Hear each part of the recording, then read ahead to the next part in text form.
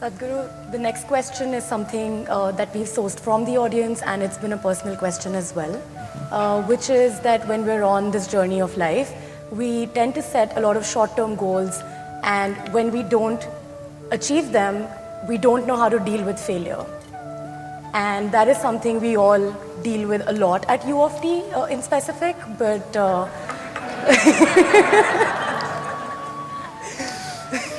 but in that moment when we can look back and say, yeah, this is fine, but in that moment, how do we hold our ground and how do we learn to see the bigger picture? Should I tell you about my failures? Hello? No, they're not interested.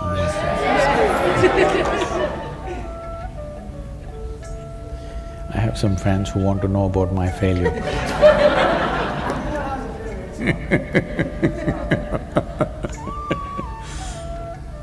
When I was 10, 11, the only thing that I had in my mind is, I just want to go somewhere, I don't know where.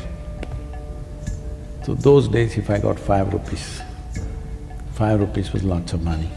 I bought a little bit of bread and disappeared into the jungle. Just walked around, caught a bunch of snakes, I observed everything from insects to worms to animals to everything. And I ran out of food and became difficult. After 3, 4, 5 days, came back. By then there was a lot of unnecessary excitement in the town.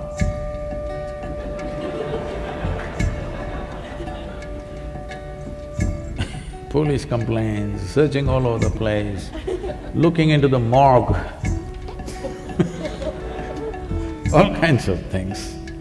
And then I came back and they were all this thing, but I'd left a note. They just ignore my words and do everything else. So after a few times, they got used to that. And I also grew up.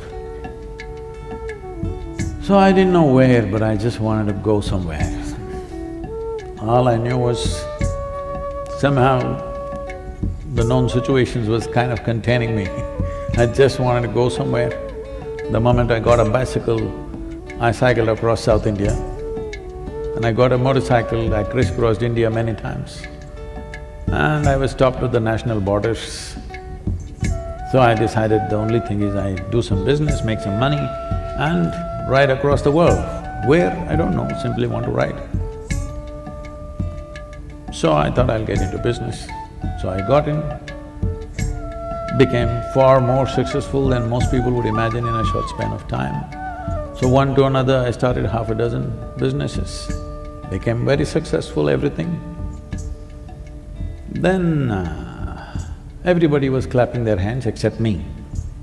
They were all clapping their hands because I was making more money than other people. I was getting little like that because I got into this business because I wanted to ride away. But business after business, I put one finger, now both my hands were stuck in it, making money and everybody clapping hands, but I was not clapping hands. I did not think it's a great thing. I think it's those 5 years which people think are very successful for me, were the 5 years when I did not do what I really wanted to do. But everybody else thought I was doing great. That's how world is, you must understand. When you're doing great, they think you're doing no good. When you think you're doing no good, they all think you're doing great. So you must know whose interest is in their hearts. So then one afternoon, it so happened I burst into an ecstatic state for no reason, every cell in my body bursting. And then I look at myself, what is happening to me? Am I going off my rocker? Am I losing it? What's happening? But I know I don't want to lose what's happening because it's too fantastic. If I simply sit here, I'm dripping ecstasy. Then I pay attention to it, what is it that's happening to me? Then I realize, if I don't mess with my mind, I'm just ecstatic. Even now, just see, it's just the cerebral activity that you're not able to deal with, isn't it, which causes so much all this. If you know how to distance yourself from that, this life will burst into ecstatic state. When you are a 5-year-old girl, simply jumping around, simply because there was not much cerebral activity. Simply life was a joy just to be alive, isn't it? Even now you will become like that if you know when to keep your cerebral activity on, when to keep it off. When I realized, if you don't do anything, you will become ecstatic, then I thought, what's the big deal? I will make the whole world ecstatic. On that day, the world's population was 5.6 billion people. Then I sat down and made an elaborate plan. How I will make the world ecstatic? Because it's so simple. If they don't do anything, they will be ecstatic. I didn't think people are so invested in misery that it'll take a lot of coaxing.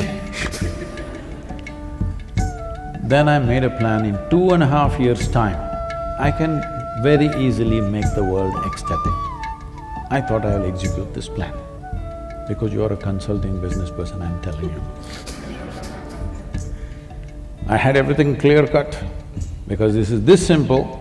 If I talk to them, why will they deny ecstasy? They will all go for it. 38 years.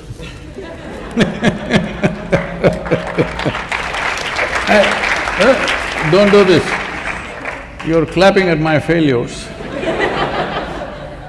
So people today say we have touched somewhere between 800 to 900 million people. But that's not my idea of the world. Population has grown to 7.6 billion people. Now I know I will die a failure, but I'm a blissful failure, okay? Because first is, I learned how to fix myself before I do anything in the world. If you fix yourself, will you fix yourself in a pleasant way or unpleasant way? Pleasant way. So if you become joyful by your own nature, then you do something in the world. Depending upon the times in which we exist, we must understand this, never underestimate this. Depending upon the times in which we exist, we do certain things, our world allows us to do certain things, isn't it? Today you're in your university, all of you here, because this is 21st century. If this was 12th century, maybe you would be fighting a war, maybe you would be plowing the land, maybe you would be doing something else. So you being a university is not your achievement, it is the times. You have some role, you have a stake in it, but it is the times which is allowing you to do this, isn't it? Historically, at what time we are born is deciding most of what we do. So do not make that a big affair. First and foremost thing is to grow this piece of life to its highest possibility. If you grow this one to a certain level of capability, competence and well-being, this will do something in this world according to the times. Instead of that, what you're trying to do is, you're trying to upgrade your activity without upgrading the machine.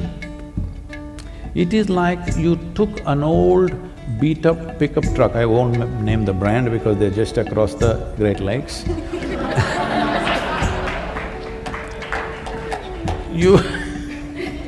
You took one old beat-up pickup truck you have, but you suddenly got a desire, you want to go into the Formula 1 racing. You went. Now your 4 wheels will be going in 4 different directions. You want to get onto the track, at least buy a standard Ferrari. Hello? If you have an upgraded machine, is your activity naturally upgraded? I'm asking you. But without upgrading the machine, if you upgrade activity, upgraded activity is creating enormous suffering, isn't it? See, those of you who are thinking it's very hard to be in the university, I can take you back home and make you plow the land. Very easy.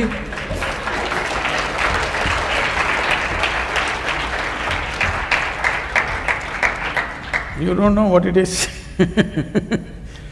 So I'm not trying to make fun of things, But I want you to understand the privilege of being in the times in which you are, where our survival process is better organized than ever before in the history of humanity. Yes or no? Yes or no? Are you materially not living better than your parents and grandparents?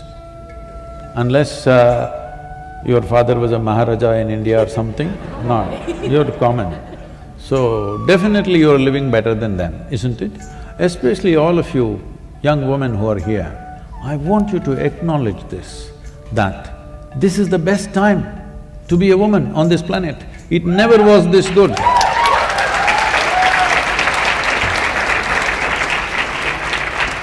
Well, still there are issues which we have to improve, no question about that. But isn't it better than ever before? If we do not acknowledge what we have, we will not create what we want, just know this.